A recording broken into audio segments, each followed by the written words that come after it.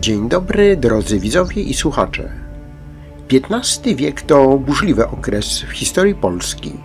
Poruszymy dziś temat jednej z niesłusznie zapomnianych bitew wojny 13-letniej. Starcie na Zalewie Wiślanym w 1463 roku.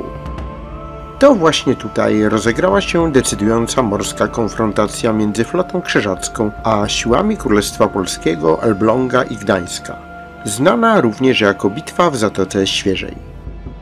Choć dziś rzadko wspominana, miała ogromne znaczenie dla dalszych losów konfliktu. Ta morska batalia nie tylko przesądziła o losach konfliktu między Królestwem Polskim a Zakonem Krzyżackim, ale także odegrała kluczową rolę w kształtowaniu geopolitycznej mapy Europy Środkowej. Jak doszło do tego starcia?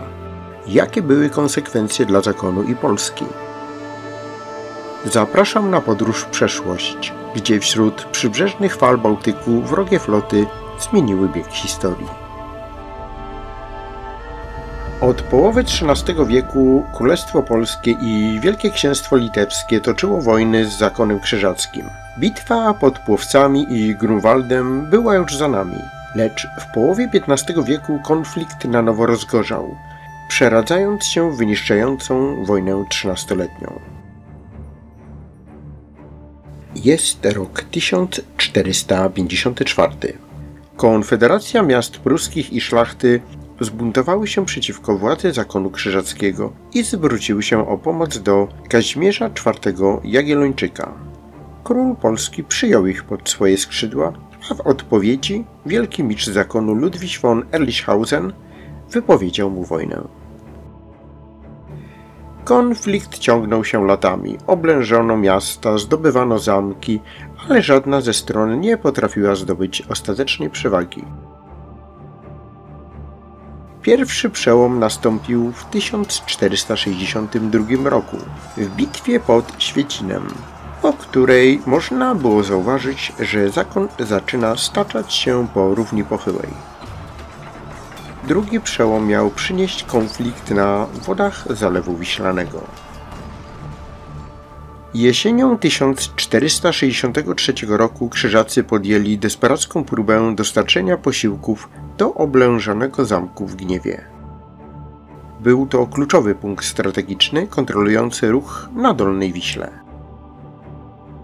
Wielki mistrz zakonu Ludwik von Ehrlichhausen postanowił przemieścić swoją armię stacjonującą w Królewcu i połączyć się z Bernardem Szumborskim, dowodzącym oddziałem zaciężnym na Pomorzu.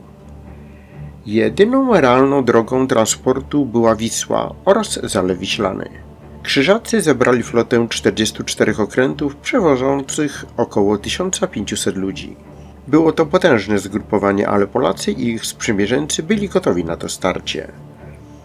Długi szereg krzyżackich statków płynących rzeką szybko zwrócił uwagę sprzymierzonych z Polakami gdańszczan, którzy natychmiast podjęli działania, by pokrzyżować plany wroga.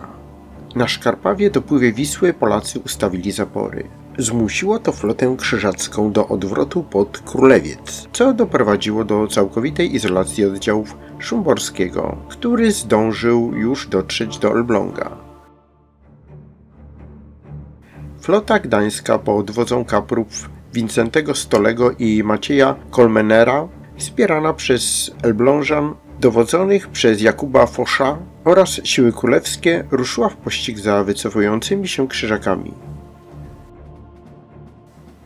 15 września 1463 roku obie floty spotkały się w okolicach Suchacza i Kamionka Wielkiego. Gdańszczanie ustawili swoje jednostki w półksiężyc, zmuszając Krzyżaków do walki w niekorzystnym, zwartym ustawieniu. Pierwsza faza bitwy była starciem artyleryjskim, trwającym ponad godzinę. Krzyżacy mieli trudniejsze zadanie, ich ciasno ustawione okręty utrudniały manewrowanie, a strzały gdańszczan i elblążan siały spustoszenie. Gdy floty zbliżyły się do siebie, rozpoczęły się abordaże.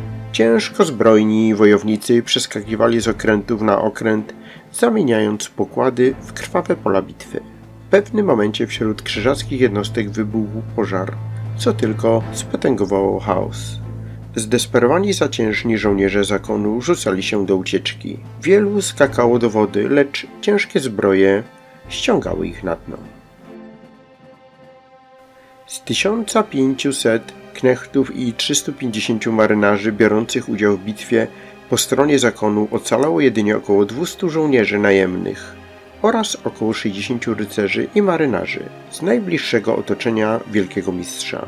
Gdańszczanie wzięli do niewoli 305 jeńców, w tym komtura, a Elblążanie 240. Na tej podstawie można oszacować, że po stronie zakonu zginęło, utonęło lub zaginęło około 1050 knechtów i marynarzy. W ręce zwycięzców dostały się nie tylko okręty, lecz także ogromne zapasy żywności i broni, rusznice, pancerze, tarcze oraz kamienne kule do działu. Nie posiadamy konkretnych danych na temat strat po stronie polskiej.